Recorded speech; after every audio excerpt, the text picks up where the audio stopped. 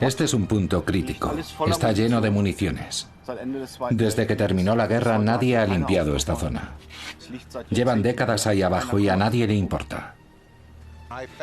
Encontré un informe que detallaba los movimientos de armas químicas desde los depósitos y áreas de almacenamiento en Estados Unidos en los años 40, 50 y 60, en el que se decía que algunas de esas armas químicas habían sido arrojadas al mar. La gente dice al ver este lago, aquí no hay armas, no las veo, lo único que veo es un lago precioso. ¿Cómo podría haber municiones aquí? La realidad es que están ahí y estamos pagando un alto precio por ello. Un día, cuando sacamos las redes, percibí un olor extraño y fuerte que hizo que me mareara y que los ojos me ardieran. No podía ver bien y me costaba respirar.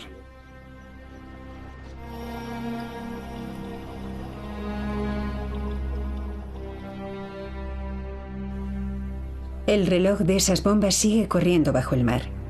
1 millón de toneladas de armas químicas sin utilizar yacen en el fondo del mar por todo el mundo. Y su contenido se está filtrando. Esta es una historia desconocida que, gracias a la ciencia y a la reciente desclasificación de algunos documentos, ahora empieza a ver la luz. Profundidades letales.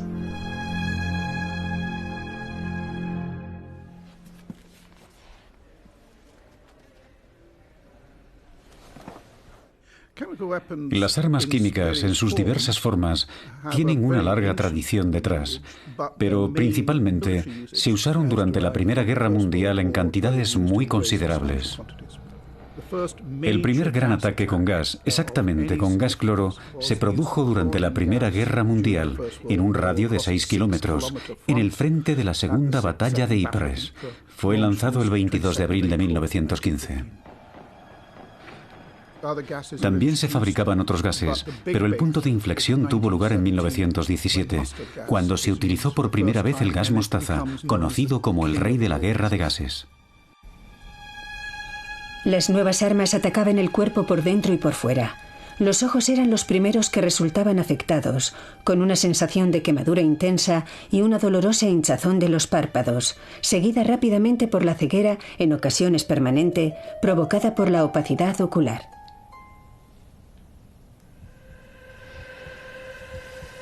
Los pulmones eran agredidos a nivel celular, causando tos, hemorragias y quemaduras de los tejidos, que provocaban dificultades respiratorias, edemas pulmonares y la muerte hasta 10 días después de la exposición al gas. Los efectos más visibles se producían en la piel. Esta se enrojecía antes de que aparecieran ampollas, que se llenaban de un líquido amarillo, y eran muy dolorosas al tacto.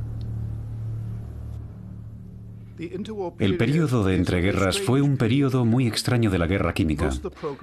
La mayoría de los programas eran secretos, y las agencias de inteligencia sabían muy poco respecto a su alcance, su profundidad y a sus innovaciones.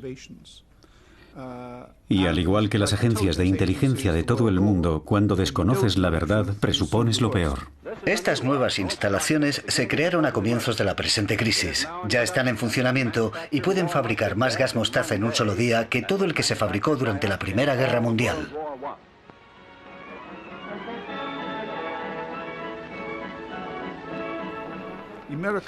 Los americanos fabricaron unos 51 millones de proyectiles químicos, 1 millón de bombas químicas y 100.000 tanques de gas listos para la guerra química. Su producción era colosal, 135.000 toneladas de gas. La guerra química que todos esperaban nunca tuvo lugar. En la conferencia de Potsdam, los victoriosos aliados decidieron repartirse el arsenal químico del enemigo y arrojarlo al mar. Consideraron que en aquel momento era la alternativa más segura y mantuvieron el más absoluto secreto hasta el año 2008. Se arrojaron armas químicas al mar por todo el mundo, en el mar de Japón, en el Océano Índico, en el mar Báltico, en el mar del Norte, en el Atlántico Norte y frente a la Costa Azul en Francia. Nuestra investigación comienza en Italia, con los vertidos en el mar Mediterráneo. Esos vertidos eran desconocidos por el gran público hasta que Gianluca Di Feo, un periodista de Milán, publicó la historia en un bestseller titulado Venenos de Estado. Empecé a interesarme por las armas químicas italianas por casualidad, sobre todo después del 11 de septiembre de 2001, con motivo de las discusiones sobre la invasión y la existencia de armas químicas en Irak.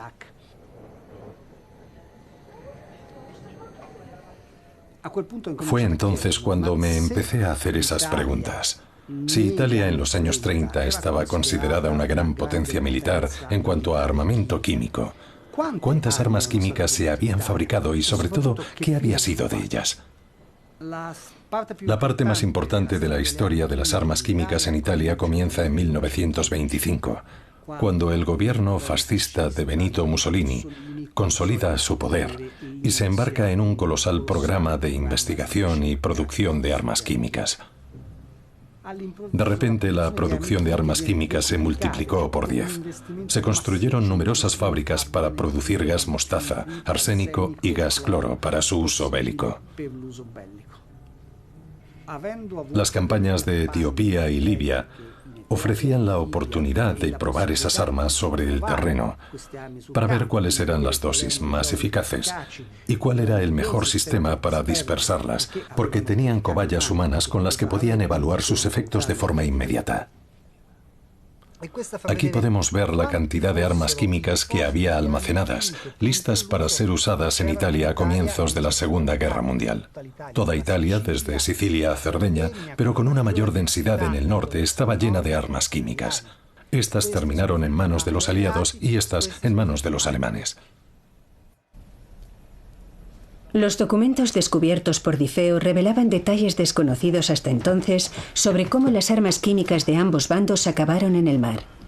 En lo que respecta a las armas italianas, los alemanes, como desvela este documento original procedente de los archivos de la Luftwaffe, ya en 1944 comenzaron a arrojar enormes cantidades de armas químicas frente a las costas de Urbino y de Pésaro en el mar Adriático.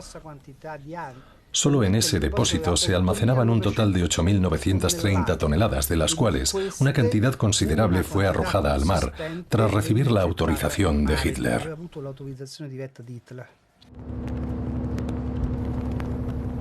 En cuanto a las armas de los aliados, un osado ataque aéreo hizo que éstas acabaran en el fondo del mar.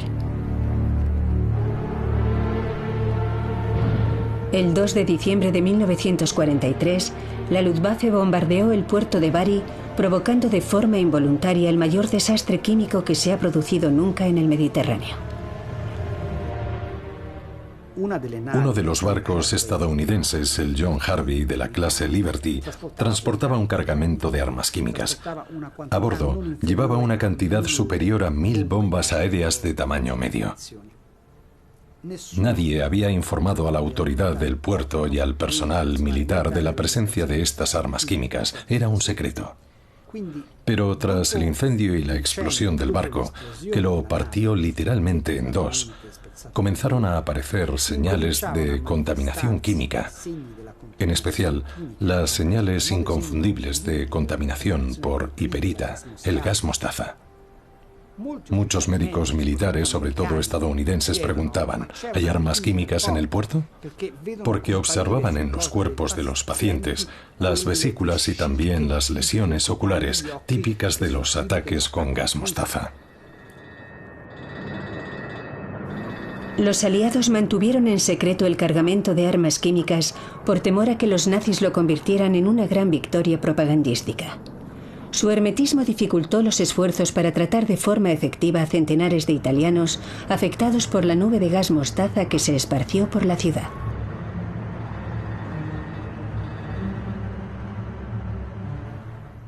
El bombardeo del 2 de diciembre de 1943 provocó el peor desastre químico que ha existido en Europa. Lo que sucedió aquí y el hecho de que todo se mantuviera en secreto, ocultándoselo a la población, creó una reacción en cadena de consecuencias que continuaron afectando a la población y al ecosistema durante años y años. Y aquí, en el puerto, aún quedan muchas bombas de todo tipo. La limpieza del puerto comenzó en los años 50 y aún se siguen encontrando bombas con cargamento químico en el fondo del mar. Cuando acabaron los trabajos de limpieza, las armas químicas recuperadas en Bari fueron arrojadas al mar Adriático, cerca de las costas de las ciudades de Barletta, Trani y Molfetta.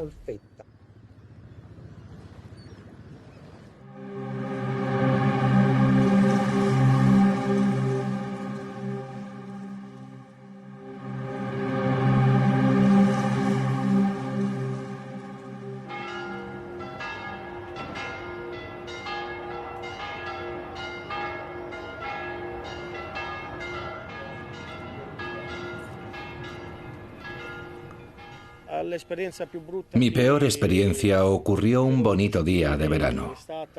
Cuando sacamos las redes estaban cubiertas por un líquido marrón oscuro que apestaba. Apestaba. Era una peste extraña, un olor extraño que no había olido antes. Cuando terminamos de sacar las redes, la peste se hizo tan insoportable que nos dejó sin respiración. Después me desmayé y no recuerdo nada más.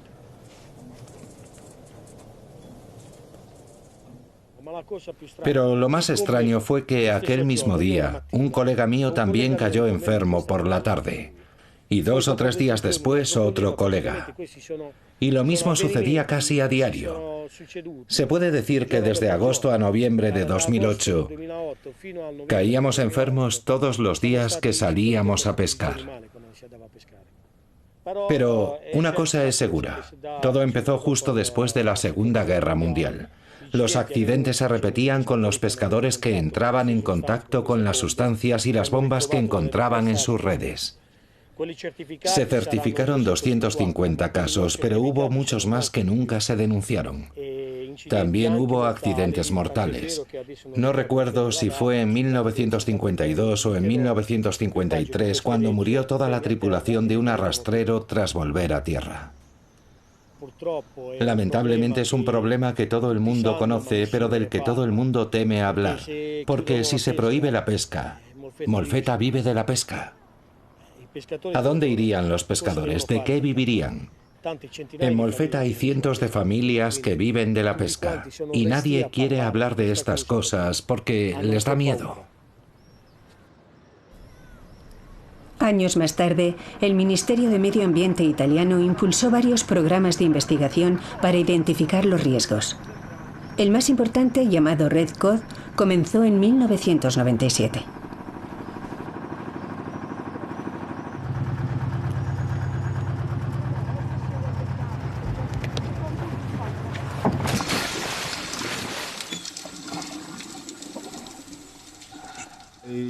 Los objetivos del proyecto Red Code eran esencialmente 2. El primero, identificar las áreas principales de vertido de armas químicas mediante la investigación bibliográfica en los archivos militares y civiles y entrevistando a los pescadores que habían tenido alguna experiencia en ese ámbito. El segundo objetivo era evaluar, en las zonas de mayor densidad de vertidos, qué impacto tenían sobre la fauna de la zona.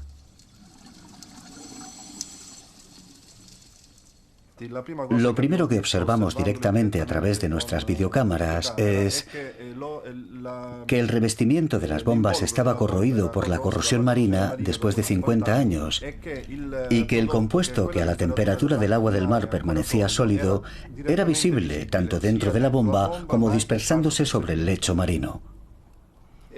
Es evidente que después de 50 años, ese compuesto químico no solo conserva su toxicidad, sino que también a causa de la corrosión se esparce por el lecho marino y al ser más pesado que el agua se acumula en el fondo, por lo que los peces están en contacto permanente con ese agente químico. Las principales especies que analizamos fueron el congrio común, en latín conger conger, y la gallineta, cuyo nombre científico es Helicolenus dactylopterus. Esas 2 especies viven en contacto con el lecho marino y su hábitat favorito es el sustrato rocoso, por lo que a menudo esos peces eligen las bombas corroídas como lugar para vivir.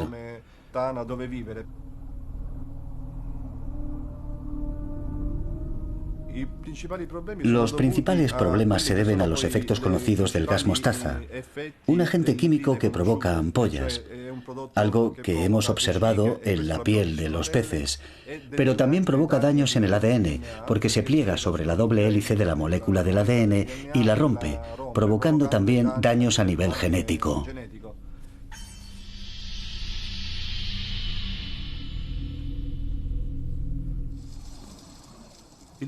Al principio, el problema consistía en localizar los lugares en los que se habían arrojado las armas químicas. Pero durante décadas, los pescadores han sacado las bombas de esos lugares y las han arrojado en otros puntos del fondo marino. Y debido a eso, con el tiempo, el área contaminada se ha ampliado.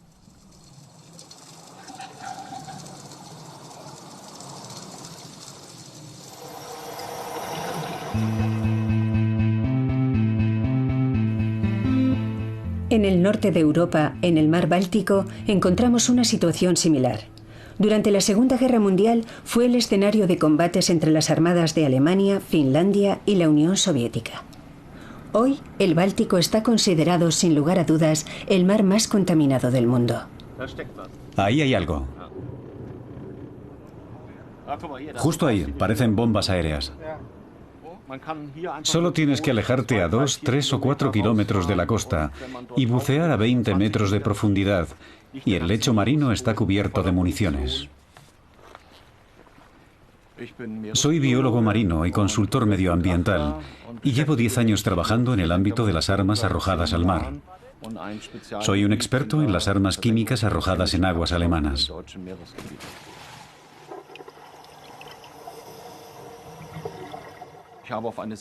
En una carta marina encontré una zona en la que se señalaban municiones contaminantes. Aquello me intrigó y pregunté a las autoridades, pero no sabían nada. Durante meses intenté conseguir información sobre los vertidos en los mares de Alemania. Y descubrí que en la costa alemana del Mar del Norte, cerca de Heligoland, habían arrojado armas químicas al mar, y también en el fiordo de Flensburgo y en la bahía de Lübeck. Pero siempre se había asegurado que las municiones químicas habían sido arrojadas lejos de la costa, cerca de Bornholm o en el estrecho de Skagerrak, muy lejos de las playas, de forma que nadie podía entrar en contacto con esas municiones.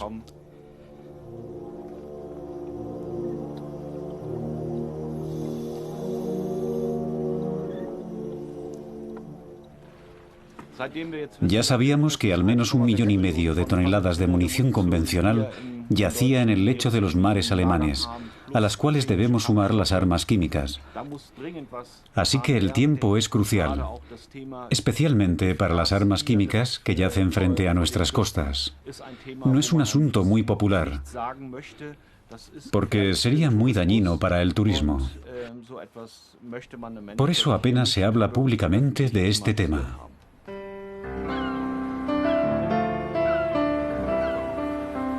Las políticas de la Guerra Fría fueron un obstáculo fundamental para el estudio científico de los efectos de las armas químicas en el Báltico. Con la caída de la Unión Soviética, los estados bálticos pudieron realizar ese trabajo con total libertad.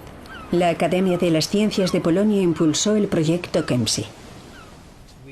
Somos 11 instituciones de todos los países del Mar Báltico, países como Suecia, Finlandia, Alemania, Lituania y Polonia. Ahora el fondo marino del Mar Báltico se ha convertido en un recurso.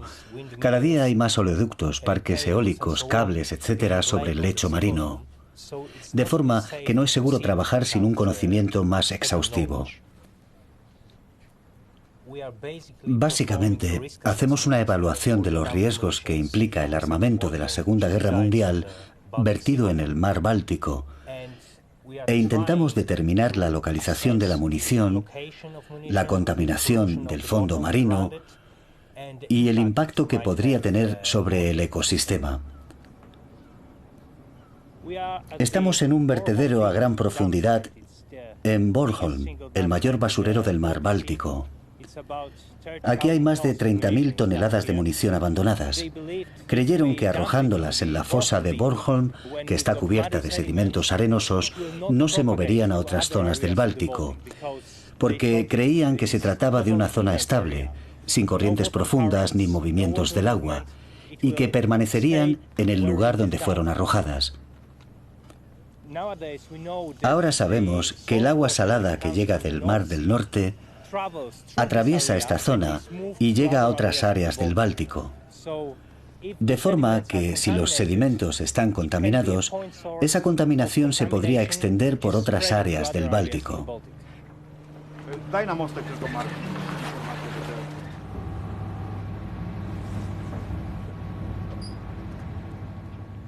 Por ello decidimos recoger muestras de sedimentos muy cerca de esos objetos, a medio metro cuando era posible, algo que solo podemos hacer con un robot, porque con el robot podemos tomar muestras de los sedimentos contaminados con toda probabilidad por el gas mostaza o por cualquier otro agente químico. A veces descubrimos que los revestimientos de esos artefactos están completamente corroídos y que hay grumos del agente químico en el fondo del mar. Se está filtrando en el entorno y desconocemos a qué velocidad lo hace, porque hay objetos que están intactos y otros están completamente corroídos. Y parece que el mar los degrada en formas más estables. Pero algunas de esas formas más estables siguen siendo tan tóxicas como los agentes químicos originales.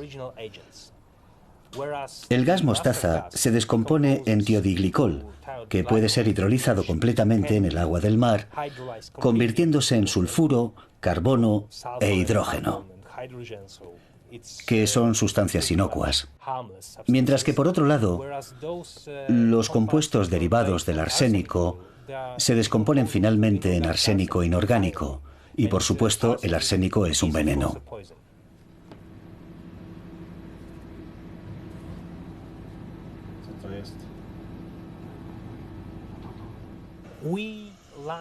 Hasta ahora hemos realizado 3 expediciones a los lugares de los vertidos para recoger peces, fundamentalmente bacalao.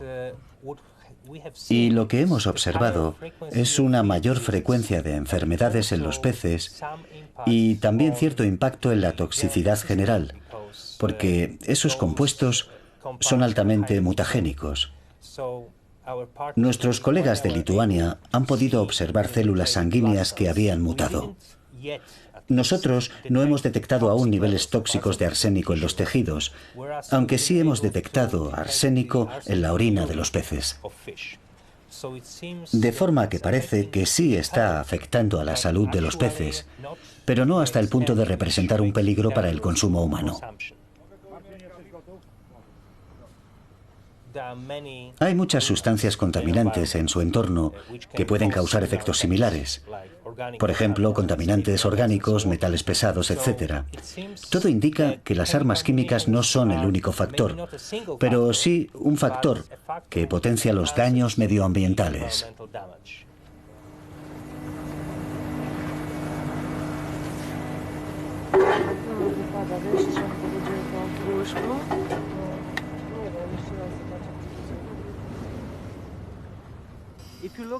Si mira a su alrededor, verá al menos 11 barcos pesqueros, y está prohibido pescar en esta zona, sobre todo por las armas químicas.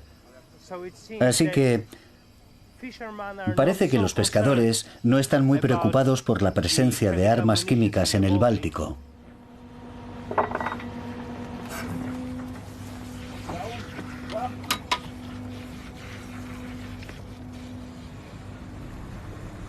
Los pescadores del mar Báltico se enfrentan a una amenaza constante: que las peligrosas bombas o las sustancias que escapan de ellas caigan en sus redes. Bornholm es una isla danesa situada en medio del mar Báltico, muy cerca de uno de los mayores vertederos marinos. Yo pertenezco a la 5ª generación de pescadores de Bornholm.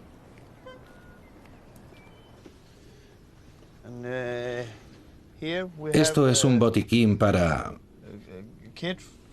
Si sacamos una bomba química y hay escapes líquidos, tenemos este botiquín para limpiar. Aquí tengo para diferentes tipos.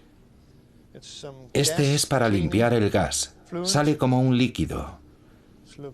Tenemos 3 de estos. Y también tenemos polvo antigas, como este. Y tenemos este manual para saber cómo enfrentarnos al problema. Aquí podemos ver las zonas donde se arrojaron las armas. La amarilla es la zona de precaución. Y la roja es donde tenemos que ser extremadamente cuidadosos. Bornholm está aquí.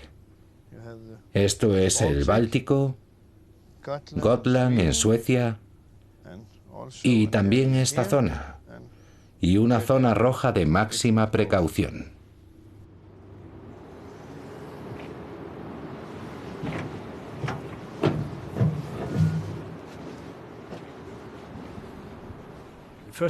En primer lugar, queremos que los barcos pesqueros, los pescadores, no sufran daños al sacar esas sustancias. Por eso aquí, en la zona de Dinamarca, tenemos un sistema de compensación económica.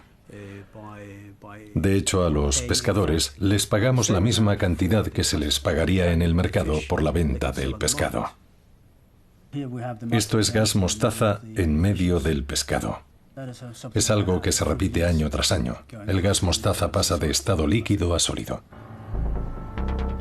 En Dinamarca, pero también en otros lugares del mundo, se han producido recientemente algunos casos en los que los hombres que trabajan con las sustancias químicas en los barcos pesqueros se contaminan y enferman. Aún seguimos encontrando objetos que contienen tanto los agentes químicos como el explosivo.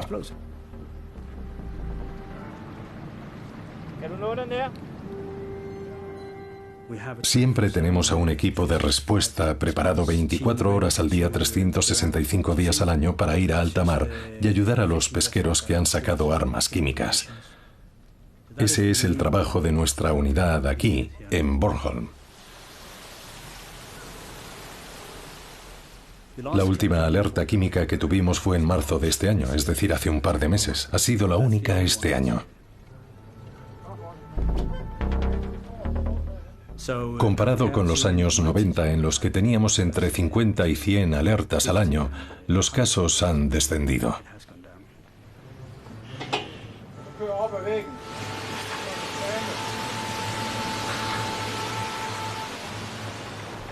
En los últimos años se iniciaron importantes proyectos de construcción submarinos en el mar Báltico, y con ellos volvió el temor a que la contaminación pudiera provocar algún problema con las armas químicas.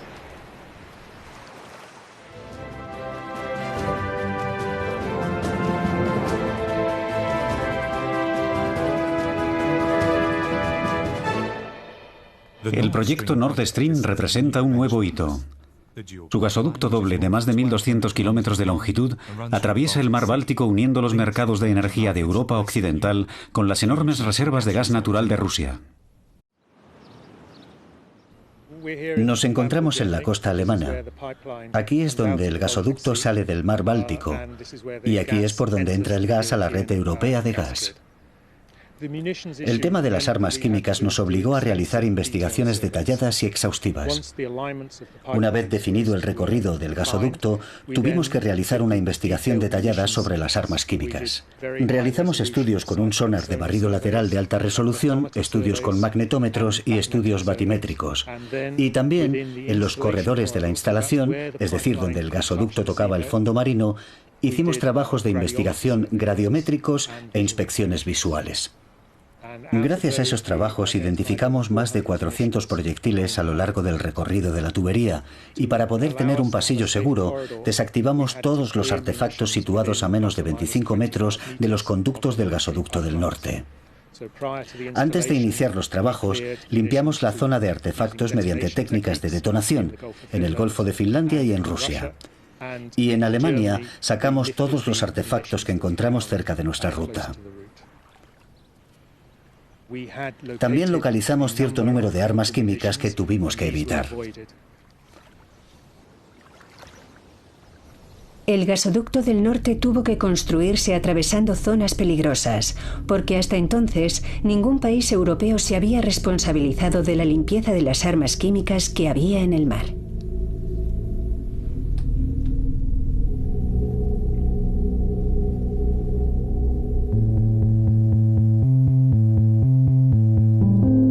Los americanos, que libraron 2 guerras mundiales lejos de sus costas, han descubierto una peligrosa sorpresa muy cerca de su propia casa. Fuentes oficiales de Estados Unidos han reconocido que miles de toneladas de municiones propias sin utilizar fueron arrojadas por el ejército muy cerca de sus costas. Yo estaba trabajando en una investigación sobre los vertidos de munición militar de las bases locales cuando encontré fotografías de los años 40, 50 y 60 de barriles y más barriles de gas mostaza, lewisita y fosgeno, cargados en gabarras y arrastrados hasta alta mar. Hay fotografías de cómo arrojaban los barriles de gas mostaza por la borda. Los archivos militares eran muy escasos y estaban incompletos, pero hasta cierto punto eran concluyentes en lo relativo a que existía cierto número de vertederos, docenas de ellos, en 11 estados diferentes de Estados Unidos, y presumiblemente también frente a las costas de otros países. Aquello fue una auténtica revelación. Existen 3 vertederos de armas químicas identificados por el ejército de Estados Unidos frente a las costas de Virginia. Uno de ellos está justo delante de la playa donde toda esa gente juega al voleibol y toma el sol. Está en aguas muy profundas, presumiblemente a unos 3.500 metros cerca de la plataforma continental. Allí es donde, según los archivos, se creó un vertedero en los años 40. Pero nadie sabe con exactitud a qué distancia está realmente. Yo diría que la reacción fue de conmoción. Fue una conmoción para los ciudadanos y también para el Congreso de Estados Unidos. No tenían ni idea de lo que había estado pasando o de que existiera un peligro potencial frente a sus costas. Fue una auténtica conmoción porque no existía ningún control sobre esos depósitos, ni ninguna investigación que intentase confirmar su ubicación o la de otros depósitos de los que el ejército había admitido conocer su existencia, aunque no tuvieran ni idea de su localización exacta. Tras las investigaciones de Bull, el Congreso pidió al ejército más esfuerzos para localizar los lugares de los vertidos.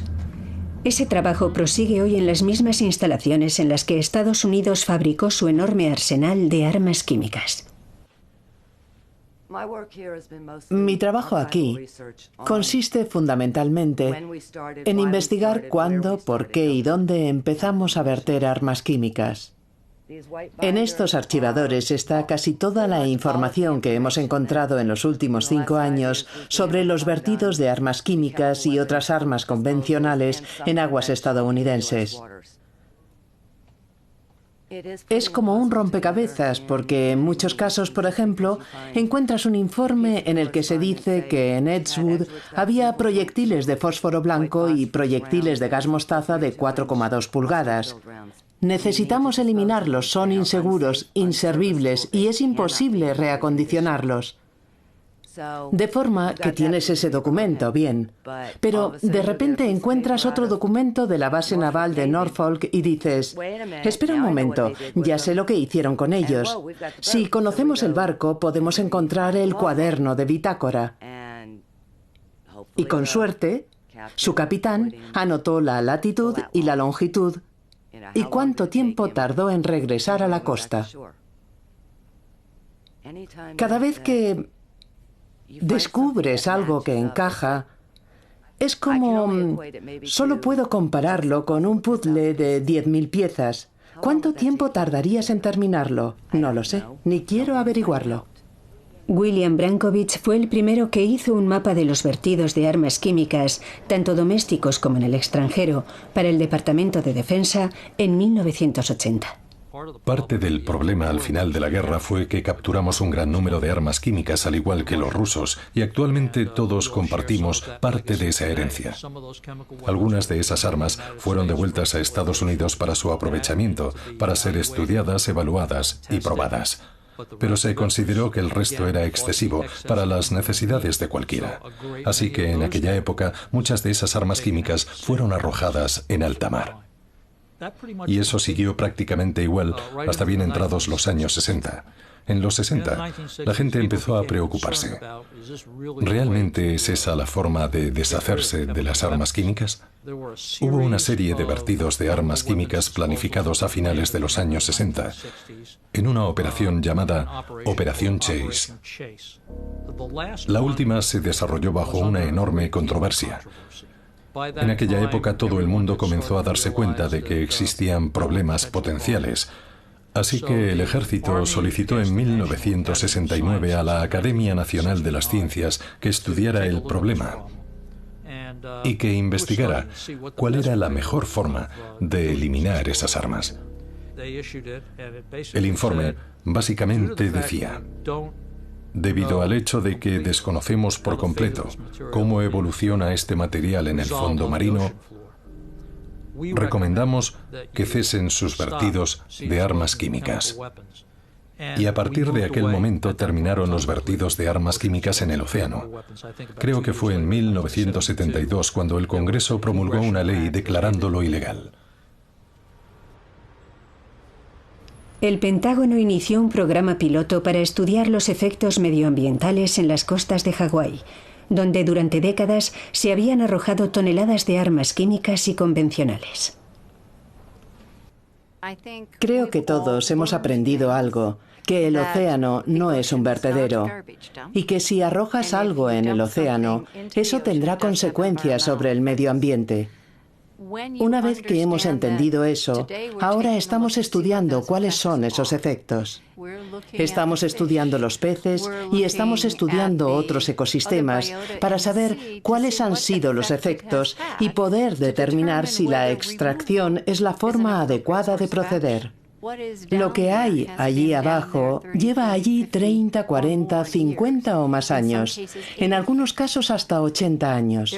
El medio acuático ha trabajado mucho sobre esas municiones y ese trabajo ha consistido en absorber y disolver lentamente esos agentes.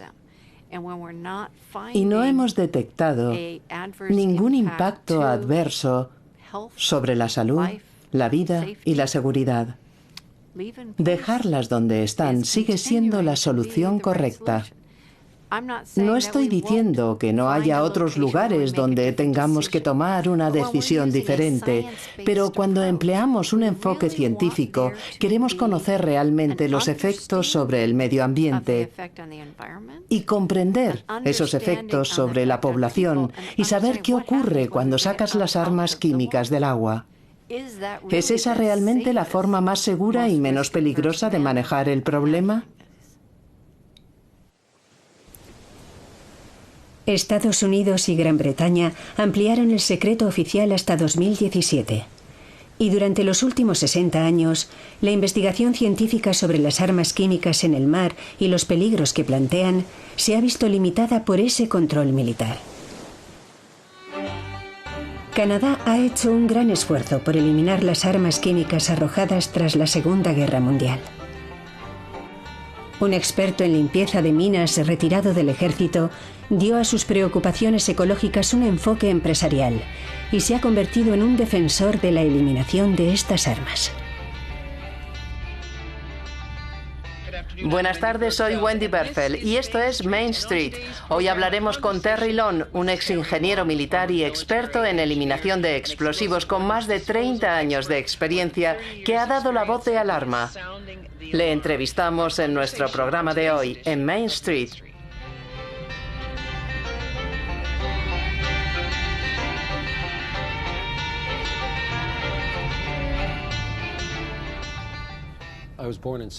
Yo nací en Sydney, Nueva Escocia, y crecí aquí. Cabo Bretón es una isla, y en su interior hay un gran lago, el lago Bedora. Es una isla preciosa, virgen en algunas zonas. Cuando ves el lago no puedes imaginar que haya 5 depósitos de municiones, uno de ellos de armas químicas, arrojadas aquí después de la Segunda Guerra Mundial. Johnstown fue usada como fábrica de armas químicas, todo era secreto, los vecinos no sabían que esas armas se fabricaban aquí. Y lo mismo sucedió después de la guerra, cuando desmantelaron la fábrica, se limitaron a derribar los edificios y a dejarlos allí. Nadie sabía que era una fábrica de armas químicas, por lo que nadie sospechó nada nunca. Cuando empecé a investigar, sentía que tenía que hacer algo para proteger nuestro lago, y cuando investigué fuera de Nueva Escocia, volví a sentirme conmocionado. Hay muchos depósitos de municiones a lo largo de la costa este y la costa oeste de Canadá, y en todo el mundo, desde el mar Báltico al mar de Japón.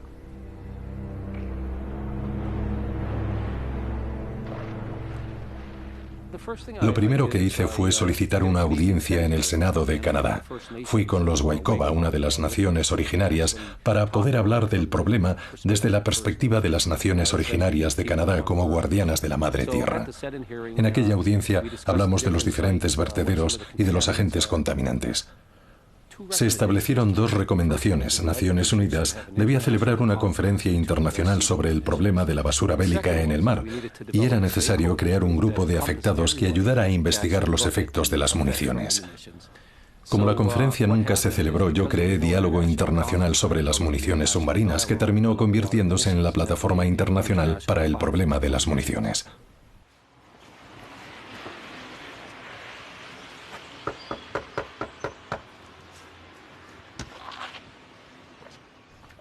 Hola Albert, ¿qué tal? ¿Qué? ¿Cómo estás? Me llamo Albert Marshall y pertenezco al clan del Alce. Soy originario del territorio Mi'kmaq.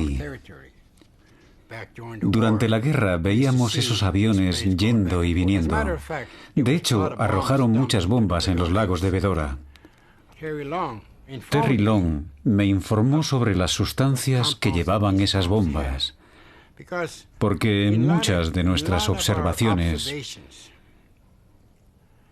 habíamos encontrado un número inusual de lesiones en la fauna acuática. Personalmente, yo he tenido 6, 7 miembros de mi familia que han muerto a causa de diferentes tipos de cáncer. Y mientras hablamos ahora, una de mis nietas está en el hospital infantil de Halifax enferma de cáncer. Los lagos Bedora han sido siempre el sustento de nuestro pueblo. Durante 7 generaciones hemos vivido aquí y queremos asegurarnos de que nuestras futuras generaciones tengan los mismos privilegios que nosotros tenemos hoy. Las autoridades canadienses nunca han reconocido que se arrojaron armas químicas en los lagos Bedora, pero tampoco lo han negado, y para Terry Long ese silencio lo dice todo.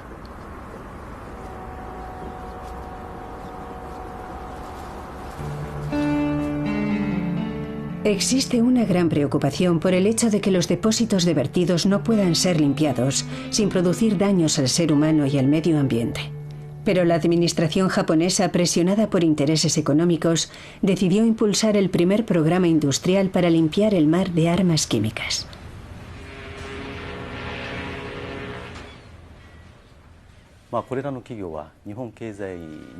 En este puerto hay muchas fábricas que tienen un papel muy importante en la industria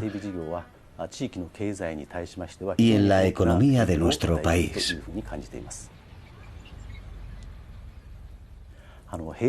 En noviembre del año 2000, para mejorar las instalaciones del puerto de Kanda, se dragó el lecho marino y se llevaron a cabo exploraciones submarinas para sacar las minas y bombas sin explotar y otros objetos peligrosos. Fue entonces cuando descubrimos algunas sustancias sospechosas. Nuestras fuerzas navales de autodefensa vinieron a recuperarlas y a analizarlas.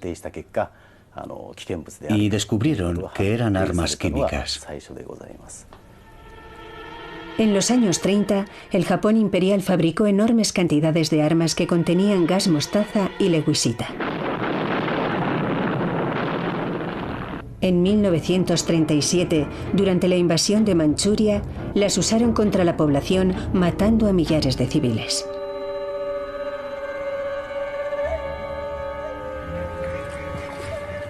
Los gases venenosos se fabricaban aquí, en la isla de Okunoshima. El secreto era tal que durante la Segunda Guerra Mundial, la isla desapareció de los mapas japoneses. Hoy la isla es conocida como la Isla de los Conejos. En la primavera de 1946, en mayo o junio, llegó el ejército de Estados Unidos y metieron en barriles los agentes químicos que habían encontrado en los depósitos. Cargaron esos barriles en 2 barcos y los hundieron en el mar. Nosotros los encontramos en varios lugares, algunos incluso cerca de Tokio, Narashino, Chiba y en la bahía de Kure, pero eran más numerosos cerca de Kanda, donde antiguamente estaban ubicadas las bases militares.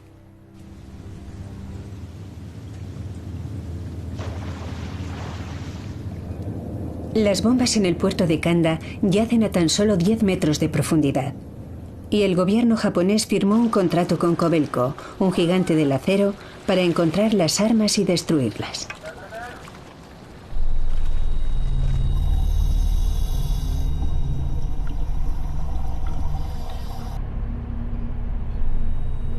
Durante muchos años fueron procesadas en Kanda. Procesamos unas 3000. Las procesamos de forma totalmente segura, sin accidentes. Y todos nos felicitaron por nuestro sistema. El sistema Da Vinci se diseñó para destruir armas químicas. Consiste en colocar la bomba con una cantidad de polvo en un contenedor hermético antes de detonarla. Durante la explosión, el aumento súbito de la temperatura y de la presión destruye la estructura molecular del agente químico.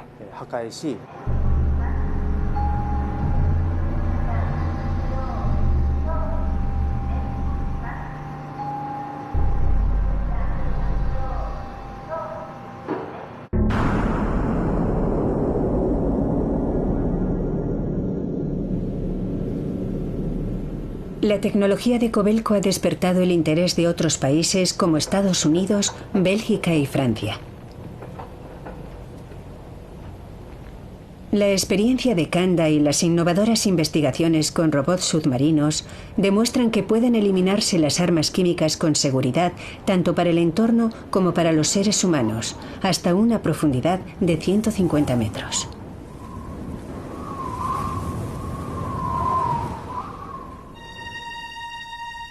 Un millón de toneladas de armas químicas yacen en las profundidades de los océanos. Algunas ya llevan allí más de 70 años. Obviamente, muchos países no quieren responsabilizarse de la retirada y eliminación de sus propias armas, y muchas otras municiones no pertenecen a ningún país. Por ejemplo, ¿quién pagará por las armas químicas fabricadas por Alemania durante la Segunda Guerra Mundial que los aliados arrojaron al mar? La Organización para la Prohibición de las Armas Químicas, que en el año 2013 ganó el Premio Nobel de la Paz, ha exigido el final de los vertidos de armas químicas en todo el mundo. Desde 1992, 190 países han firmado la Convención que prohíbe las armas químicas. Sin embargo, la Organización para la Prohibición de Armas Químicas nunca se ha manifestado públicamente sobre las municiones abandonadas en el mar.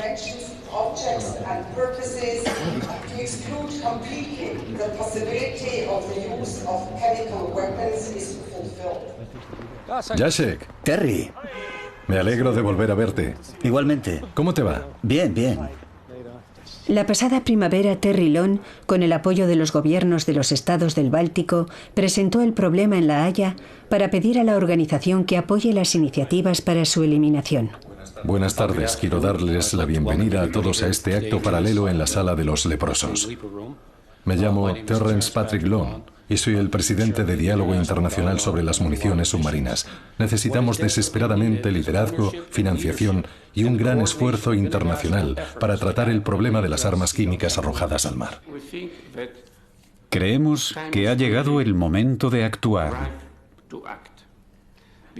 porque las armas están emergiendo y es necesario actuar. Estamos convencidos de que los Estados miembros de la Organización para la Prohibición de Armas Químicas finalmente nos escucharán. Frecuentemente la gente nos pregunta si las fugas de agentes químicos están aumentando o no, o si el medio ambiente está sufriendo daños. Y nosotros no podemos responder con el grado de certeza que nos gustaría. La comunidad internacional cometió un error realizando vertidos de armas químicas por todo el mundo. Y todos debemos tomarnos en serio las evidencias. Que las sustancias tóxicas que no se pueden tocar sin llevar protección no pueden seguir estando en nuestro entorno marino.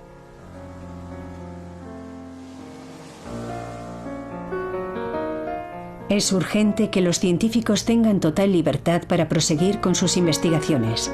Los secretos militares impuestos por los aliados desde la conferencia de Potsdam en 1945 deben ser levantados. Eso es algo esencial para evaluar correctamente los riesgos que esas armas representan para la humanidad, el medio ambiente y la cadena trófica.